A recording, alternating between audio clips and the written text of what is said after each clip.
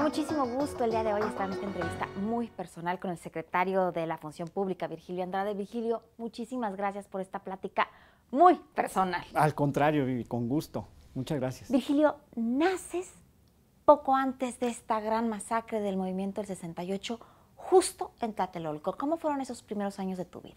Bueno, mira, yo nací el sábado, 23 de diciembre de 67, y efectivamente primero vivimos en la calle de Benjamín Franklin, en la colonia Escandón, y después nos pasamos en abril de 68 a Tlatelolco.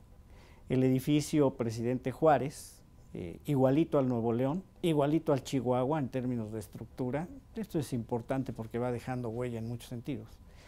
Y la vista del edificio era directo a la Plaza de las Tres Culturas. Hoy ya no, porque se hizo un edificio en medio, pero antes había vista directa.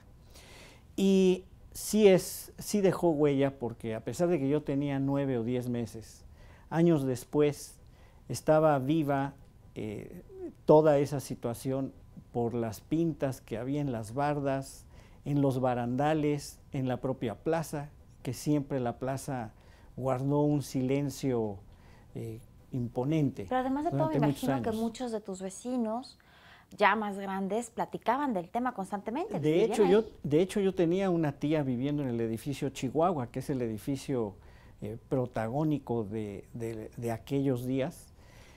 Sí narran los familiares y los vecinos que en realidad desde el casco de Santo Tomás llegaban los estudiantes del Politécnico, los de la universidad lo vieron como un espacio adecuado frente a una cuestión de gran modernidad, a unos cuantos días de los Juegos Olímpicos, y el asunto es que la intervención policíaca y del ejército empezó desde unos 15 días antes, incluso lanzamientos de gas lacrimógeno y demás, voces y amenazas y temores manifestados en las madrugadas previas al miércoles 2 de octubre de 68, y sí, un movimiento aquel día de dicen los vecinos, entre las 5:30 de la tarde y las 2 de la mañana. Ahora, esto te tuvo que haber marcado mucho porque vienes de una familia donde tus abuelos fueron maestros y bien rurales, pero siempre estuvieron muy en contacto con los estudiantes.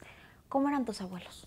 Bueno, mira, por parte de mi papá, mis dos abuelos participaron en el movimiento o en el programa de alfabetización del ámbito rural que impulsó el secretario Vasconcelos en una primera fase. Cuando ellos llegan a empezar a desarrollar su profesión, lo empezaron a hacer por 1929 o 1930, cuando el programa de Vasconcelos ya estaba siendo instrumentado por el gobierno. Entonces ellos, primero, son de una generación que vivió la revolución y por lo tanto, muy disciplinados. Disciplinados desde el momento en que te tenías que levantar. Entonces, muy programados, muy ordenados en el comer y en la higiene, que son aspectos que luego se nos olvidan.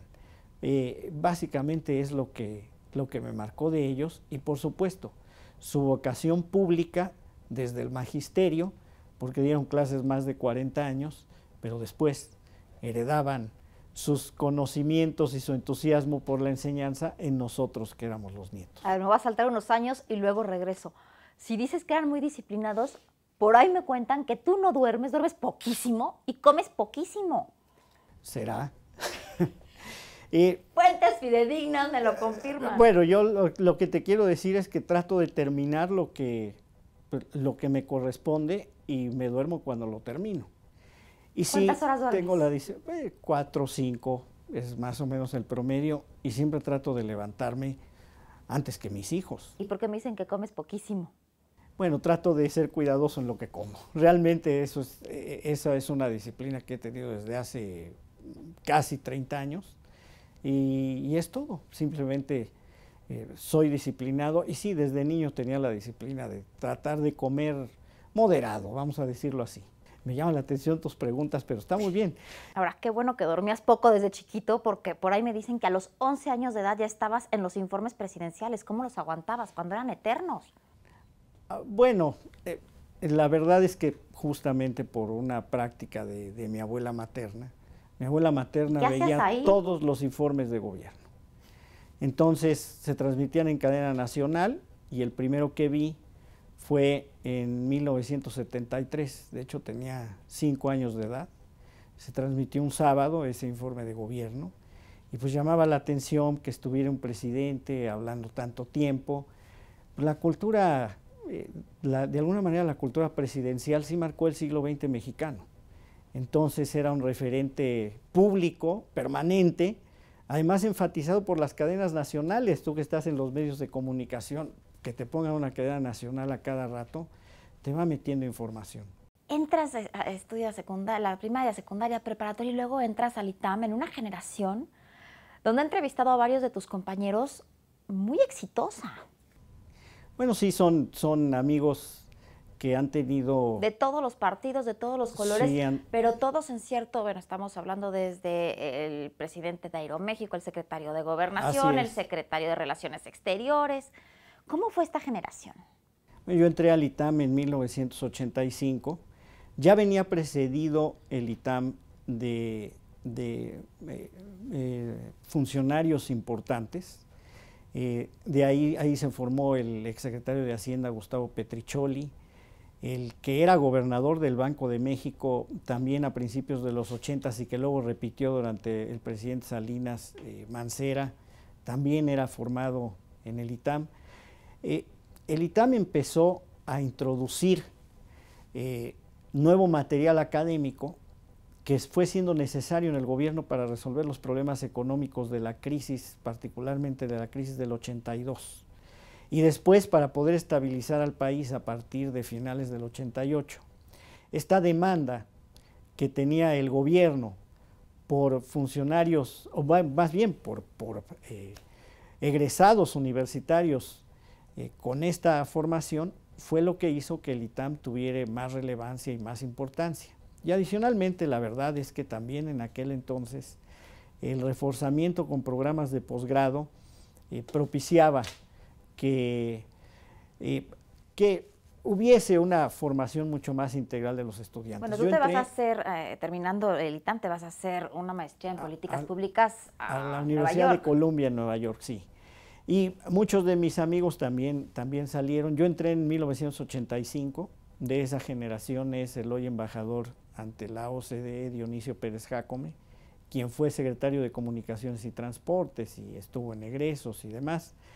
Y después fueron entrando, particularmente en la de 1987, de la que pertenece el secretario de Hacienda Luis Videgaray y también el canciller José Antonio Meade.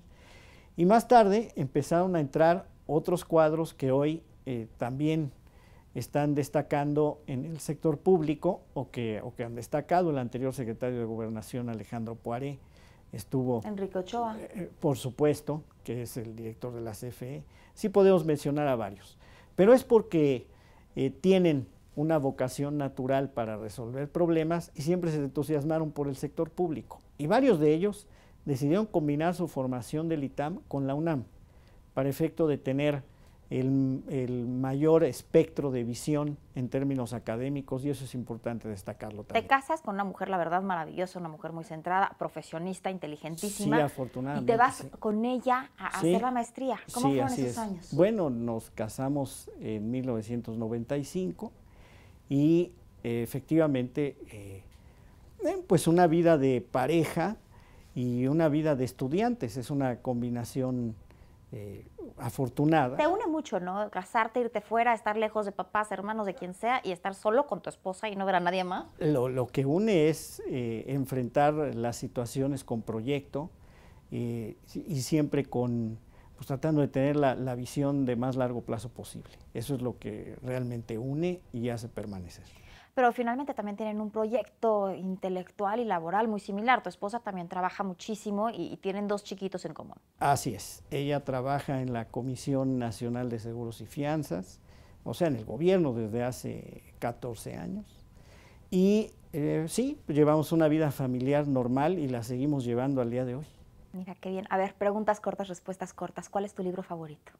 Libro favorito, me gustan mucho los de Giovanni Sartori, del sistema de partidos. Yo creo que ese es el que más me ha gustado. Bueno, si estuviste precisamente en el IFE.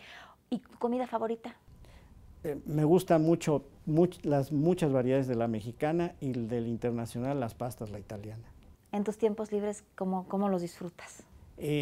Mis hijos, obviamente Betty, mi esposa, la televisión, el fútbol. ¿El día más triste de tu vida? Cada vez que alguien fallece. Realmente esos son los días más tristes. Entonces, pues, los que han fallecido de mis cercanos son los días más tristes. ¿El día más feliz de tu vida? Días felices, bueno, cuando mis hijos nacieron, cuando estoy tranquilo, hay varios días felices realmente. No totalmente felices nunca, pero siempre relativamente felices. A ver. Los cumpleaños, la verdad, también. Hay que festejarte. A ver, complétame esta frase. Virgilio Andrade es... Normal. Muchas gracias. Al contrario, gracias.